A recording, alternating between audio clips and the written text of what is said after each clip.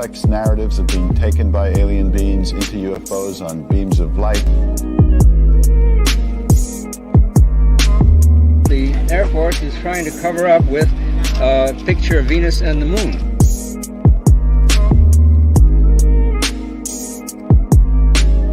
From my own point of view, I'm going to be very disappointed if UFOs turn out to be nothing more than visitors from another planet, because I think there could be something much more interesting. I'm not telling you that. The United States government is telling you that.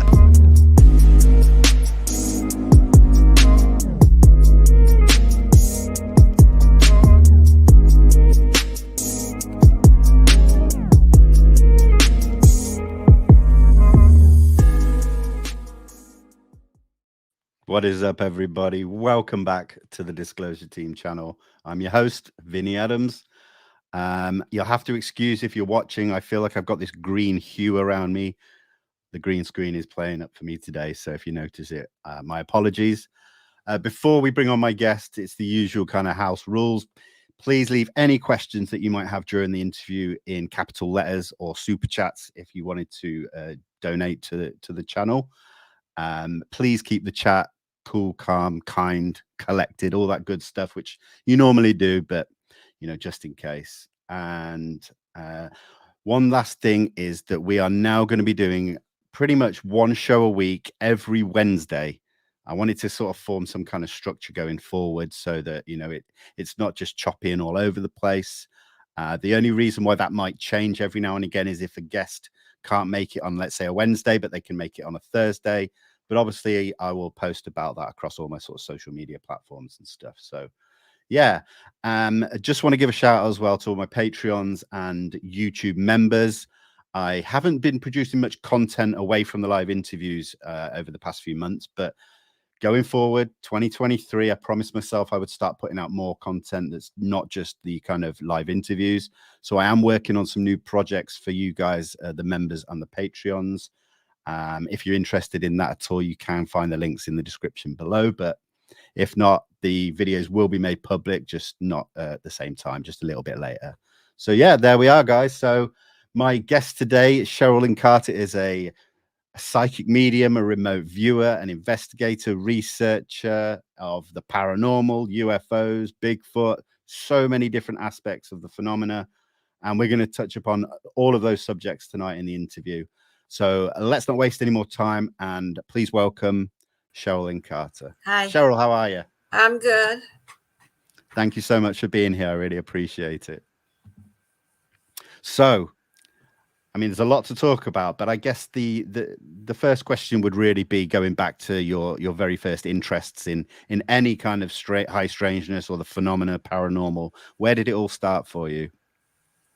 Well, I was born a psychic medium, so first thing I remember was when I was 4 years old. And when you're kids, you don't know what it is. I just think everybody does this. But the first thing I saw was I was at my aunt's farm, and I was about 4 or 5 years old, and I was upstairs, and I went into one of the rooms, and she had a bunch of old trunks and boxes. You know, little kids like to snoop and see what's in there.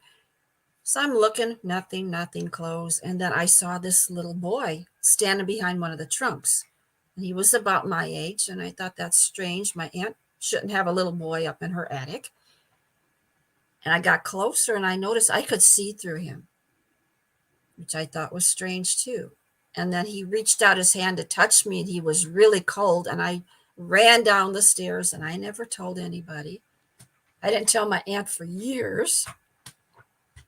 But like I said, it was just normal to me. All these things would happen to me all the time. I would see things, I would hear voices, and I would know things that I shouldn't know. But I just thought it was a natural thing. All the kids could do stuff like that until I found out I was different, and you know, people in school thought I was weird. So when did you first kind of start actually developing these kind of abilities? Probably high school, because then I met somebody else, and we both start talking about it. And then we start finding books, because there were no TV shows and no internet at that time to see these things, to know that you weren't the only one knowing this stuff, you know.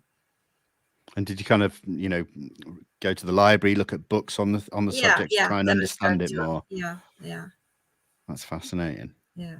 So, moving on, when did that, enhance into more kind of research and, let's say, investigations as well? Because, if you've kind of got this psychic medium aspect to your life that you've grown up with, and then obviously you've gone off in so many other directions. So what came first after that, and how did that start? Yeah, probably when I was 20, because then I started going out and I started investigating places. And I thought it was so much fun because people had all their equipment, but I could actually have the spirits talk to me. And I loved when someone had their recorder going and they played it, and I told them what a spirit told me, and then they played it back, and the spirit said that on the recorder too. So I love it. So I'm like an extra piece of equipment. Sure.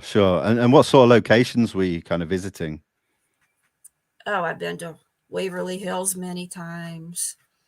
What else? Down in Alton, Illinois, at the Mineral Springs Hotel. You've probably seen that on TV a lot of times. That was So an they're all interesting place. Yeah. all kind of famous, known kind of Yeah, I'm trying haunted to do all the spots, famous maybe. places. St. Albans in West Virginia.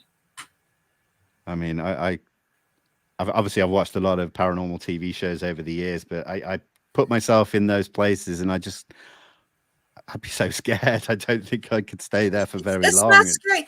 I've only run into something scary one time. I guess when you can't see what I see, that it might be scary to you. Yeah, Yeah.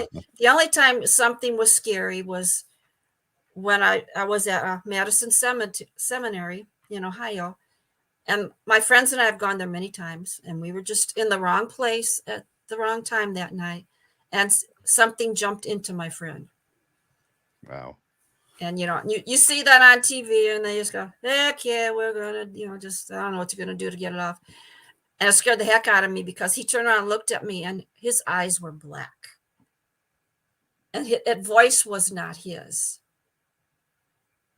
I mean, how do you deal with something like that? Like I said, if it was me, I just wouldn't be able to cope with it. It would just, I'd be scared. It would freak me out. I think I'd get that natural, fight or flight and Yeah. run I kind of. took my cross off my neck and I stuck it on his forehead, and we started praying over him, and that wasn't helping. So my other friend came up and he got him outside. He says, walk it off. And I said, he can't walk it off. And so I was vending that weekend. So I went in my truck and I had St. Benedict's medals, which they use for exorcisms. So I went and I got one. I put it around his neck. He goes, what's that? I go, just put it on. Just put it on. And within seconds, his face changed. His eyes were normal and he was okay again. Those things work. So these spirits or entities that you encounter during these paranormal investigations, where do they reside? Is it like a spirit realm, or is it another dimension? And how do you kind of know where they are and that? I'm not sure if some of them are actually at the location, or if some might come and go from the locations. Yeah, and I do believe they're still, even though they're at that location, they're in different dimensions at that place. And do you think there's any connection between that kind of entity, the paranormal ghost-like entity, and let's say some of the entities seen in more UFO-based phenomena encounters? Sure, could be. Yeah, that's why I said we don't know what we're talking to. Do we think we're talking to spirits? Could it be aliens? Could it be interdimensional? We could be talking all kinds of things. You're just assuming it's a human spirit. Yeah. And that's the thing. I think until we have, that 100% conclusive evidence of what things are, I suppose you need to keep more things open and on the table as a possibility. I see somebody's asking who trained me in remote viewing. Nobody. I was just born this way. Oh, wow. We'll definitely. Don't ask me how I do. I just do it. I don't know how. Nobody. We'll get onto that in a minute, I think. In fact, it might as well. Let's jump onto that. Can you tell us about what the Psi Institute is, how it came about, what you kind of wanted to get from it? Well, I had a friend in Illinois that I met at a conference, and he wanted to put together a group of psychics to help look for missing people and close cold cases. And so he put together 8 people, and we are from all different parts of the United States. I think I've only met 2 in person. So we don't talk to each other when we're getting our information, but he'll go, here's a case for us. And he'll just show us the person's picture and say they're missing. And so I have to look at their picture, and I can see where they were, who was around them. If someone did something to him, I could see who the person was. And then we give him all our information, and he goes to the police. And hopefully the police will listen. Sometimes they don't. Sometimes they say, oh, psychics, yeah, go away. Yeah. But have the police actually approached you in certain cases to kind of as a... Not me directly. They go to him, and then he comes. Yeah. And what kind of success have you had doing these kind of, remote viewing or forensic remote Very viewing? good. And I also have a software program on my computer. It's called Faces, and it's like the composite that the police use. And Right. I can make a picture of the face of like the killer or the abductor. I can make a picture to send the police also. Yeah, because I read obviously in your bio, I think it's something like nearly 500 missing children rescued, closed 21 cold cases, and shut down 19 human trafficking rings. I mean, that's an impressive number across the board on all of those things. So Because you could be looking for one person, and then when they find them, there could be 6 people there that they found. That's how we got all the number in the human trafficking, because one could turn into many. yeah. So with this, this remote viewing, and that, have you spoken to other remote viewers? Is it the kind of skill that obviously you say you kind of had it naturally, but is it still something that you can develop and make stronger? The only way I think you can do is just practice. Yeah. Yeah. Have you looked at, have you done any other kind of work with remote viewing when it comes to studying the paranormal, say, or UFOs or anything like that? Well, the only thing I do is I have a team that my friends that live in Georgia, and when they're doing an investigation, they will get on Facebook Messenger with me, and I will help them during their investigation because I can remote view there. Wow. Now, you're a member of MUFON. Is that still a current membership, or was that something in the past? No, still a member. I'm So studying to be a field investigator as we speak. Oh, well, that's great. And when did you first join, and what was it that you kind of wanted to get from it? Was it just you wanted to just develop more skills? About 6 years ago. Just curious. Yeah. Just curious. I wanted to, meet other people. It's not like the paranormal. The paranormal, somebody might say, oh, my evidence is better than yours and all that. The UFO community, you sit there and talk, and people listen. They just stop and listen to you talk, and they don't judge you. It's a whole different.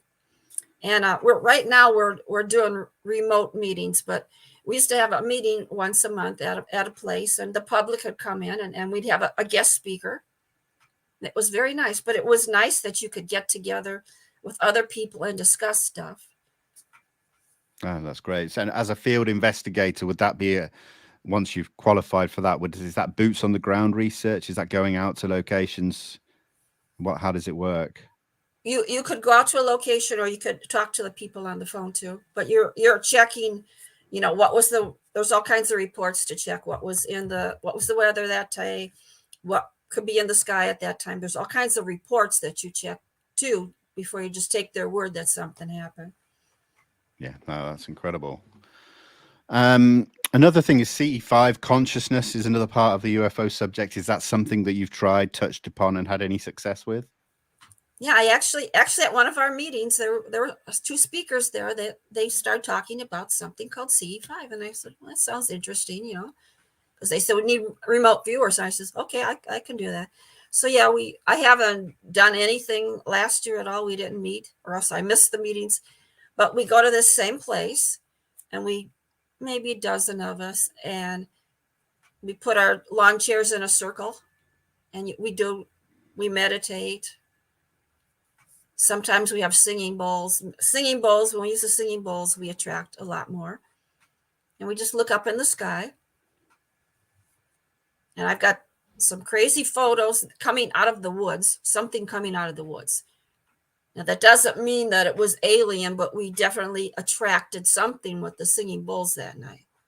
Wow. There were I saw two balls I'm looking straight at the woods. There were two balls of light, and it was far enough away, so they're probably as big as basketballs.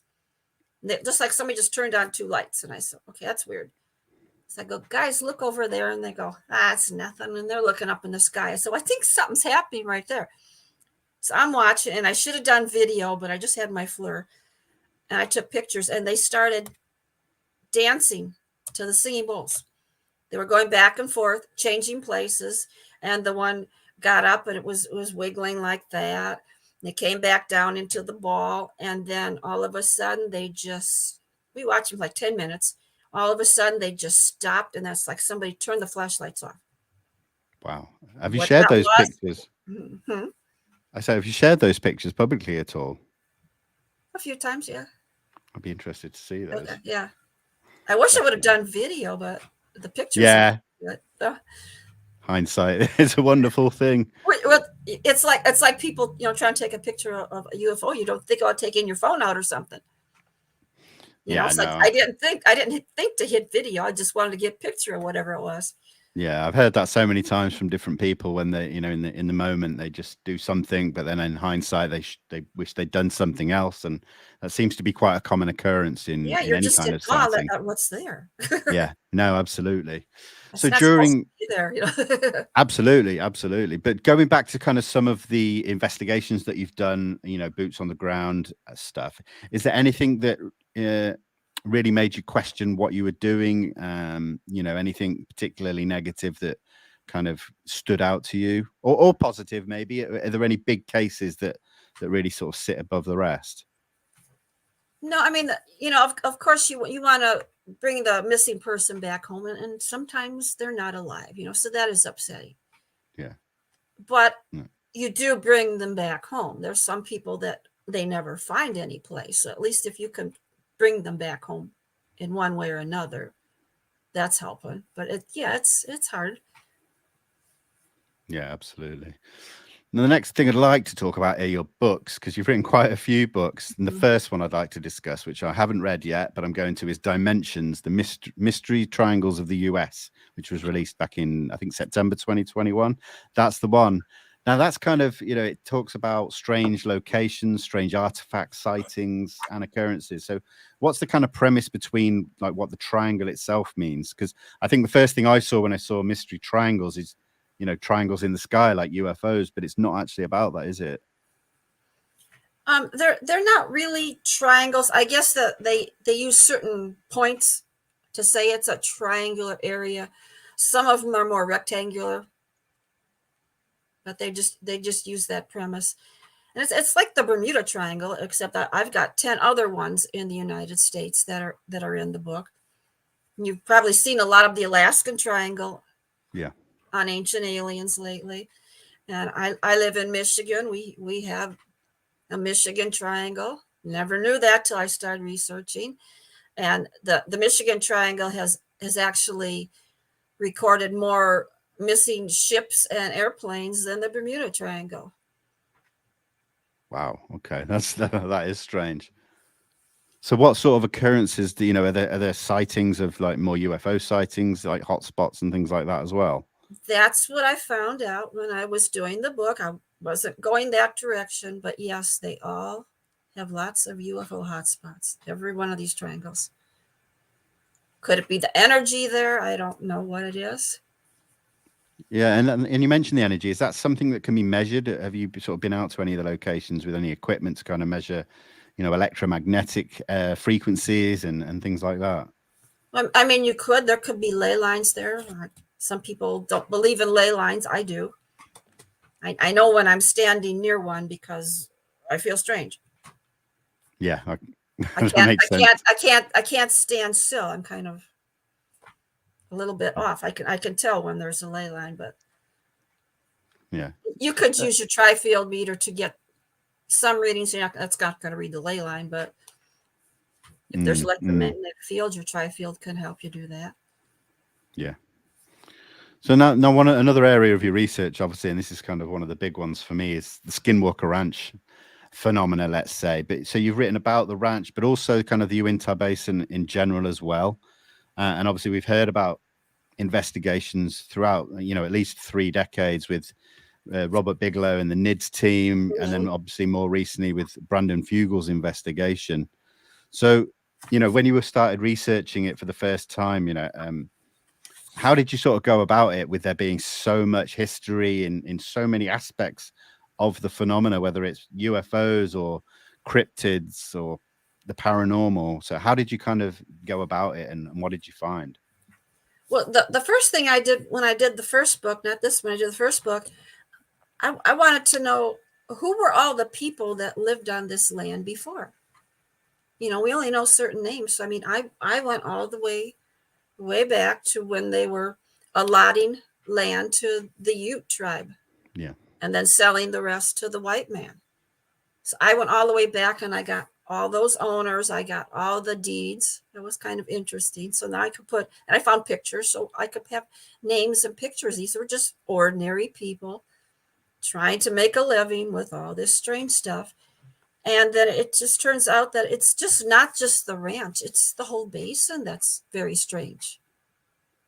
Yeah. And so, I mean, obviously, you say you found the photographs and you had names and that. Was there historical evidence of the Skinwalker itself being mentioned in like historical texts or anything like that? No, you don't start hearing stuff like that until the Shermans.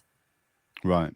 But obviously, we hear that it happened before, but yeah, because you hear about stories of the Ute passing it down through generations. I just wasn't sure if it was like any kind of written documentation, historically, but that's fair enough. I mean, did you actually get to speak to any sort of Ute tribe members at all? No, I didn't. No, but the reason you don't hear a lot about skinwalkers because you don't say that name. You don't talk about it.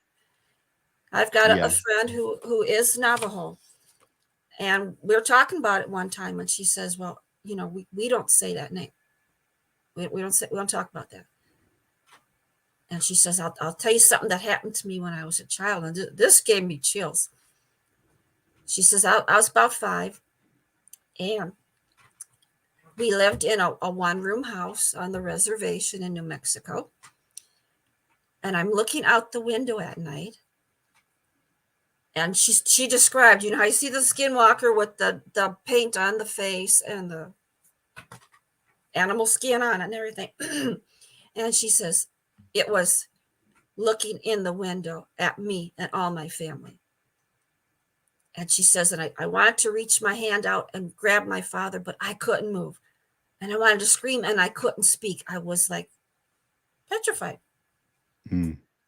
And she says, and then I finally went to sleep and got up the next day, forgot all about it. And I'm in my coloring book. And my father runs outside. He comes back in and he grabs his shotgun and he says, "Don't anybody leave the house." And he came back in and her mother says, "What's wrong?" And he says, "The neighbor got killed by a skinwalker last night." Now, these are real.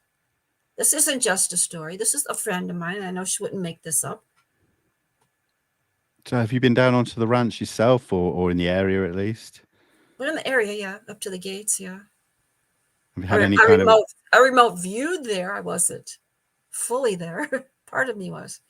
And what kind of experience have you had? Anything sort of happen to you or felt any kind of strange things while you're in that area? I could just feel a different energy. And when I remote viewed, I saw that there were many things happening on the ranch. There's spirits from natives that used to live there. There's things up in the sky, things under the ground, because I know there's a cave system. And I saw there were like 2 dimensions trying to merge into one. And then there's the elementals, which are just something from nature that have always been there. So there's all kinds of things happening at this place. Yeah. I mean, I've spoken to a few people, that have worked on the ranch, that have worked there now and have worked there previously. And there's so many different theories. And, you touched upon a few there. Like Christopher Bartell, he's really focuses on the kind of the ancient kind of petroglyphs and things like that. Have you been and witnessed the petroglyphs for yourself at all in the area? Yeah, I went to Dinosaur National Monument. I went to 9 Mile Canyon. I went to Sago Canyon. That's all in the area. Yeah, those are amazing. And that's the thing. I mean, it's fascinating because of all these different possibilities. So, you know, I'm really pleased that there is still investigative work still happening on the ranch. I know it can be controversial. Some people, you know, don't like the fact that it's portrayed in a TV show. I mean, each to their own. But you know, I'm pleased that it's happening. What about yourself? What are your thoughts on Brandon and the team at the moment? And have you spoken to them at all? Oh yeah, I've spoken to all of them, and I think they're just doing a phenomenal job, because it's not like I'm watching a paranormal show where they're acting goofy and stuff. This is really a scientific investigation, and it's going 24/7. You only see maybe 2% of what they actually filmed on TV. They're still filming. Yeah, absolutely. I'm just going to bring up this question here from Yorne. She says, "Hi, Cheryl. Could you elaborate more on what you remote viewed from Skinwalker Ranch?" Well, I says I saw that, and first thing I saw was a native woman. She's probably 20 years old, and she was holding a baby in her arms, and she looked right at me. I looked into her eyes. She saw me, and she said, "Medicine woman, save my baby." And I could see her baby was dead. And she said that the animals trampled my baby. I said, I can't help you, you know. So then she went and she buried her baby up on top of the mesa. And then I saw a beaver stream, or a stream with a beaver dam, and there are two beavers, and there's a native man standing there. And he looked familiar to me, and I go, how could that be? And then I realized when I go to Sweat Lodge, he has been appearing to me for 7 years in Sweat Lodge, before I even knew what Skinwalker Ranch was. So that's crazy. And he keeps pointing to the east, showing I need to see something in the east, but I wish he would tell me. Yeah. So you mentioned before we actually went on live that you you know, you speak to Brandon's wife quite a bit, and you obviously told me quite an interesting meeting that took place. Are you able to just sort of speak to that publicly here? Should I find the picture? Yeah, go ahead. Okay, I got it. Okay. Yeah, I was actually invited to Brandon's office when I was going to Phenomicon. You know, his wife says, why don't you stop by the office, you know, so we can chat. But their air conditioner was broke down that day, so she was at home waiting for the repair guy, so she didn't get to be with us. But yeah, he showed me all around the office for a good hour, and he showed me all his movie paraphernalia. I think everybody has probably seen lots of the stuff. He's got the Terminator, he's got the costumes that Daniel wore in Harry Potter and his magic wands. He's got all these cool stuff, and he's got so many first edition signed books. And so he opened it up and he goes, here's one of my favorites. He goes, this is from, I forgot which king it was, that I think it was King Edward. He says, when he owned Stonehenge. Wow. And I said, oh, I know all about this. I says, I'm writing a book about it. And I see, you know, who all the different people, how it was handed down, you know, through the families, Stonehenge. And then this guy actually bought it at an auction. Figure that out. And he goes, yeah, he was all impressed that I'm going, I'm in Brandon's office and I'm talking Stonehenge. Who was going to believe this, you know? So we're just having everyday conversations. He's a very down-to-earth person. Did he give you any kind of heads up or any, you know, behind the scenes information regarding the ranch at all? Or was it, you weren't looking, I'd be probably quite cheeky and asking if he can tell me anything, but. No. Well, I didn't want to overstep myself and start asking questions, right? No, right. After all, I'm here. We don't want to mess this up, right? No, that's fair enough. That's fair enough. But no, that sounds like a wonderful experience. So then when I was heading to Phenomicon last year, and when I went there, I went out with a friend down to the stop sign in front of the gates. Oh, I got it back up here. After I remote viewed something followed me home from Skinwalker Ranch. Hitchhiker. Yeah. And I've never had anything follow me home when I remote viewed before, but this is Skinwalker Ranch. And it was something standing on my left side. And I thought it was a shadow figure, but then I said, no, it's something standing in the shadows. And they started downloading binary code into my head. Just like James Peniston in Rendlesham Forest. And have you decoded it in any way? I couldn't write it down. That's why I said I don't know how he was able to write it down, because it was going too fast. I couldn't write it down. Yeah, because you hear people say that these are kind of like instant downloads where there's just floods of information. So fast. Yeah, it was. I could see it all, but it was so fast. As maybe somebody hypnotized me one time, I would get her. I don't know. And so I go down by the stop sign by Skinwalker Ranch, and I heard the same voice say, "Pick up that rock." And I'm laughing, and my friend says, "What's so funny?" And I said, "Well, the voice told me to pick up a rock, and we're on a gravel road." So I walked around, and I saw this oval, flat-shaped rock, and picked it up, and the voice said, "No, not that one." And I said, "Oh, you're a comedian, okay." So I looked, and I found another one, and I found this rock right here. And it vibrates in my hand. And the voice said, "The binary code has now been activated." Well, I still don't feel any enlightened, but someday maybe. Yeah. Maybe just one day it'll all fall into place. Yeah. You'll come to some kind of realization or understanding of what it was. So all I know is I can take this rock. I took it out in my driveway with my tri-field meter, and the needle goes up to 4. It's a rock. Mm. Now, I don't know if there's crystals in it. I don't know. But I don't want anybody to crack it open, because I don't think they want me to do that. No. Like I said, I think you'll know when to do something next, hopefully. We'll see. You have to let us know if anything does come up at any point. It's been a while. I just keep going, tell me. Yeah. I've got another great question here from Yorne. She says, knowing your abilities, could you see or define the hitchhiker? Oh, I could see it perfect. Well, there are actually 2. Yeah. It was something in the shadows, and it's like it had a hood and big eyes. But I felt it. I don't know if it was alien. I felt that it was interdimensional. But you can have aliens that are interdimensional too, couldn't you? I don't know what it was. I just felt it was interdimensional. But it wasn't scary. Not sure what it was. Yeah, that's interesting because... But it had big eyes.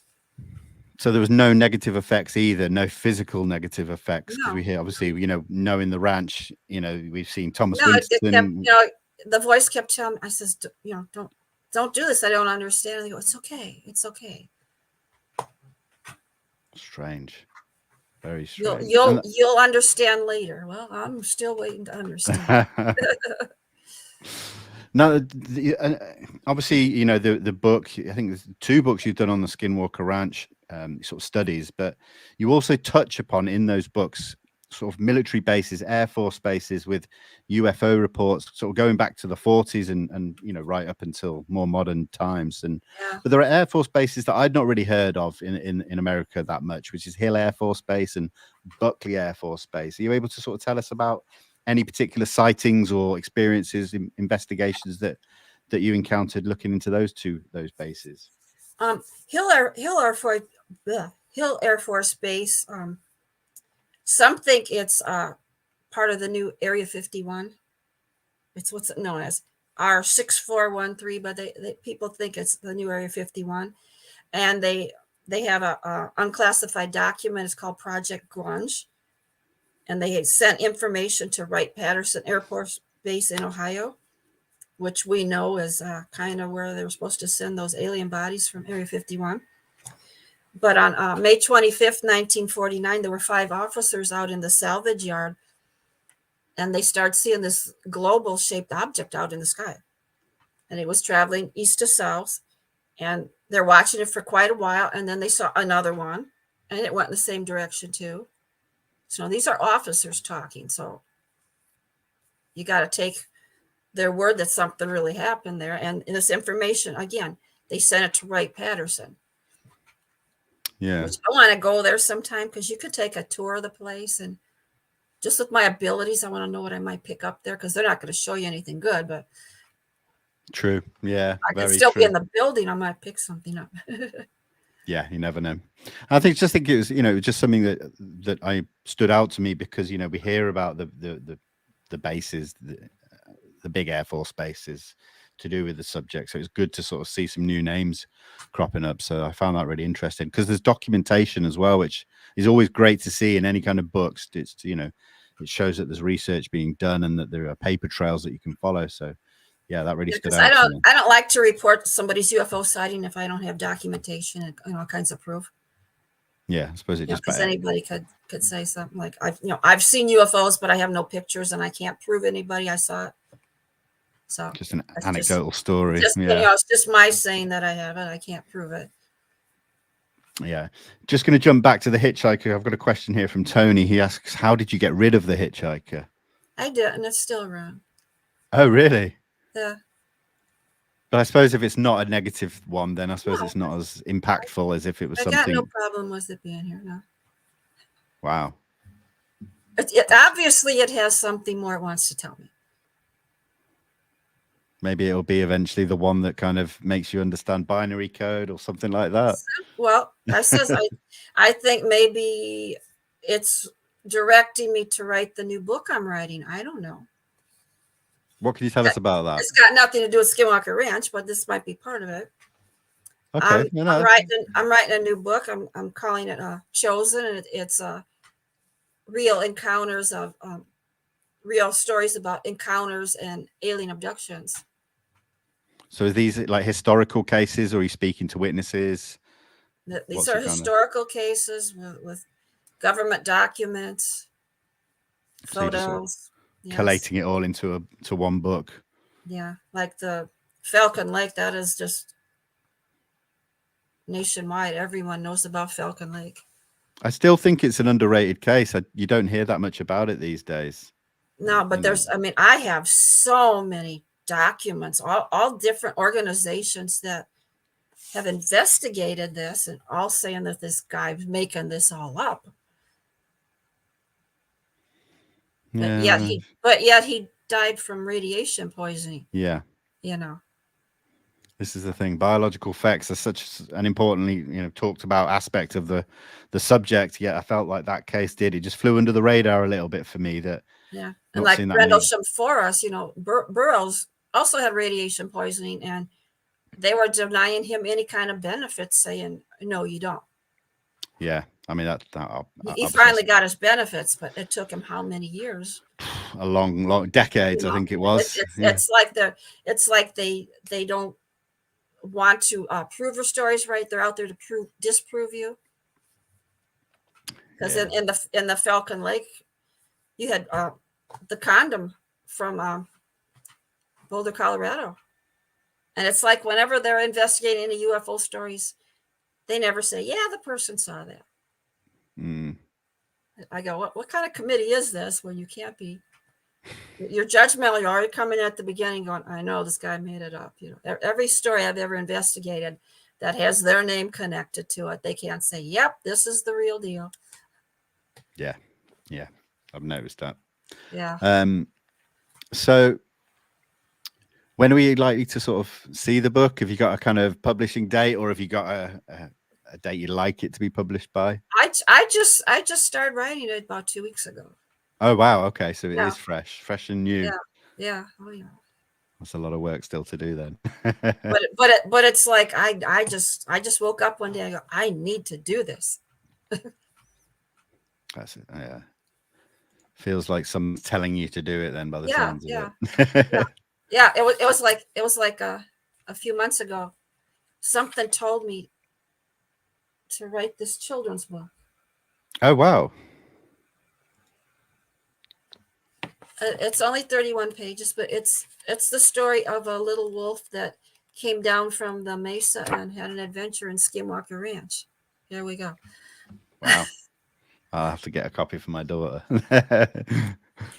It's got very I made very nice photos. Wait, did you do those? What I made them in DAL-E, and then Oh, right. I put them in PixArt, and I made them all snowy looking because it's snow outside where there's so it's like a Wow. combination of. It's like AI generated. Oh, that's impressive. Yeah, I don't use AI, but the DAL-E let me make the wolf because I wanted the wolf to look all the same, and then I put it in the other one to make it. You can do a snow effect. Wow, I like it. Now, another topic which is big in the Uinta Basin as well is, and has been going on for decades, is cattle mutilations and strange animal deaths. So what can you tell me about that from stories you may have heard, or is there anything again that stands out from any of those cases that you've looked into? I've just noticed that there's just lots. Like this book was about Utah and Colorado, and Colorado has a lot more mutilations than Utah, but they're all the same. And Linda Mutin-Howe, the journalist and investigator, one of her specialties is investigating animal mutilations. And she actually went to Skinwalker Ranch, and she was investigating there. NIDS, National Institute of Discovery, with Robert Bigelow. He's got many, many investigations about not just the Skinwalker Ranch, but other cattle mutilations. And they're all similar. The animals are skinned, there's organs are missing. The problem with that I find is that we still hear about them to this day, but there never seems to be any kind of resolution or anything. We're still dealing with multiple theories as to what these how these things are dying and being mutilated, even in some strange cases where people have turned their back and something's happened and they've turned around and it's all, it makes you question how something could do that in that amount of time. Right. That's what happened to the Shermans, because they did have an instance there.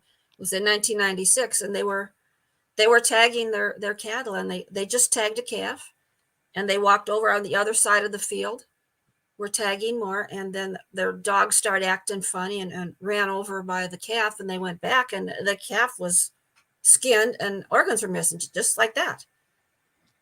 And they didn't see anything happen, because they weren't looking, but happened by them.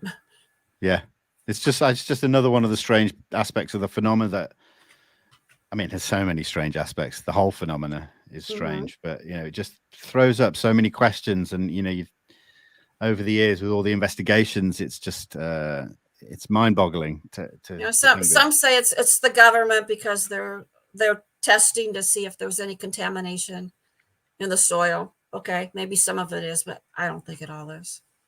Yeah, that's the thing. If it's like we said, those cases we mentioned of something happening in a matter of minutes. I mean, surely you'd see kind of tracks from people or vehicles, or if it's helicopters involved, and all these kind of potentials as to how they would do that. A lot of it just doesn't fit with what's happened. So, yeah, it's a mystery, I suppose. When I got two stories that I investigated where the people saw a calf being pulled up into a beam of light. They're watching it. Wow. The Judy Doherty case, I just wrote an article about that for my magazine, and she got somehow caught into the beam of light, but she's standing outside her car and she saw the calf being pulled up. Was there a craft at all or anything like that? She saw there was a craft there and a beam of light, and the calf was picked up, and I don't know if she was really, they wonder if she was really abducted or if it was her out-of-body experience, because she says when she found herself in the craft, but they said, you're not supposed to be here. So I don't know if she really got picked up or, Sure. We've had out-of-body experience, Yeah. I mean, again, it's like another anecdotal story, isn't it? So how do you kind of, if you speak to someone or read something, how do you kind of deal with it from a belief perspective, or do you try not to jump in with beliefs? Like sort of, it's something that I find really difficult to do, and I almost have a reasonable amount of skepticism when when it's just an anecdotal story? You know, how do you deal with things like that as to not look disrespectful to the witness, but at the same time be open-minded and logical, let's say? Well, since being a paranormal investigator and stuff, and working with MUFON, I just learned to listen to what people say. Yeah. That's their story. You go, no, that didn't happen. Sure. Or try to help them along with their story. Just let them talk. And then ask questions. Maybe you can bring out some more for them, because I like when I'm talking about something, I want people to listen to me too. Yeah. And I like when I go to a UFO event, because all like-minded people come and we're all telling stories. And someone else told me they had binary code too, so now I don't feel so weird. No, that's it. I find exactly the same thing. Some of the best conversations I've had is when you're in a setting like a convention or conference, and you just get to hear people's stories. And it is a case, like you said, it's a case of they obviously just want someone to talk to, someone to listen, someone that's not going to judge them. And the UFO community in particular can be quite brutal sometimes. And I think that needs to change to help the stigma sort of lift away from the subject. So because usually if you're coming to one of these events, you believe in this stuff. You're not coming here just to have fun. Well, yeah, I mean, there's you come because you believe. I believe, yeah, and when I use the word belief, it's more that I believe in something. I don't believe that's what necessarily. They believe in something. Yeah. Yeah, for me personally, it's like I don't necessarily believe in aliens or ghosts and spirits, because I don't have that conclusive proof or evidence, But yeah, it's a funny way. It's a funny experience and way of dealing with belief, because people get labeled as true believers. I mean, it's very easy for people to say that, but everyone's different, I find, in their levels of belief. And that is that kind of the same with you? Have you come across that? And your level of belief is from what you have experienced. Yeah. Exactly. Yeah. I mean, I've not experienced much, but at the same time, I've done, over a decade's worth of research and seen and read an awful lot. So that I think that's kind of, I could very easily believe in a lot of different things, but yeah, I've kind of learned to kind of be a bit more logical and study it. And I've got, from investigating, I've got so many EVPs that are just amazing. They're first class. And really, who are we talking to? We still don't know. Yeah. Even though I'm having a conversation with something, what is it? Is it a person or what is it? Yeah, that's the difficult part, isn't it? But on those lines, how would you or what advice would you give to someone new that maybe is new to the field, or maybe just they're not new to the field, but they're new to actually investigating it for themselves? Like, what kind of advice would you give them? Have an open mind. But first of all, when you walk into whatever this building is you're investigating, people laugh at me sometimes. I walk in and I say, I hope it's okay if we come tonight. We didn't call ahead, because you're walking into someone's house. Yeah. Someone's residence. And you don't just walk into your friend's house and start demanding, and you don't demand that they tell you something, because they're not going to talk to you. I said, just have a conversation with them like your friends. Don't ask them to knock on the wall or light up a flashlight. I hate that. It's not respectful, and it doesn't tell me anything either. Just have a conversation with them, and always have your recorder going as soon as you walk through that door. Because I've got EVPs of them saying they're coming as soon as we walked in the door. They know you're coming before you get there. As a medium, I always have a spirit talking to me about 3 days before I go to a location, because they want to tell me something. Not sure where I'm going to find them in the building, but evidently I will find them sooner or later. But they know you're coming. They are aware of us. That's fascinating. Just keep that in mind, Yeah. But it's good that you're taking equipment in there where you can actually record and get data as well. Oh, you must always have your recorder. That is probably your best. You can take photos, but photos don't speak to me. Yeah. Yeah. I think, I don't know that much about that aspect of the kind of paranormal, but, from what I've heard, and that isn't it, that photographs don't always work. You don't capture what people see. All right, you could see something right in front of your eyes and you take a photo and nothing comes out because they mess with your camera. We see that on Skinwalker Ranch on TV. They mess with your equipment. Or you can hear a voice with your ears and your recorder didn't pick it up. It happens. Or I was with a friend and we standing next to each other, maybe 2 feet away from each other, and I got all these amazing clear sentences and she got nothing.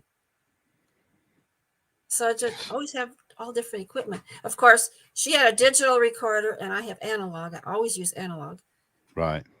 I don't know if that makes a difference, but I get great stuff with my analog recorder.